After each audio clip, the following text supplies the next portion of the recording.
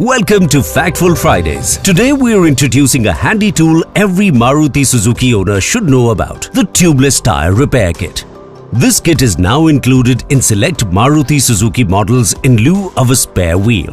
This compact kit helps you to temporarily fix a puncture with very less efforts and get back on the road quickly. Using the Tubeless Tyre Repair Kit is simple. Just follow these steps. 1. Place the vehicle on level, hard ground. 2. Turn on the hazard warning flasher and place the warning triangle. 3. Connect the sealant bottle. 4.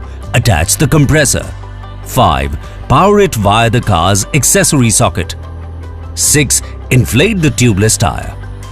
Once inflated, drive slowly to the nearest Maruti Suzuki authorized workshop for a thorough check. Our experts will ensure your tubeless tire is safe and road ready. With the Tubeless Tyre Repair Kit, you're always ready for the unexpected. Want us to cover a specific topic?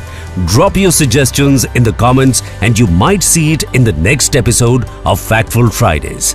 See you next Friday for more such car tips. Stay informed, stay safe.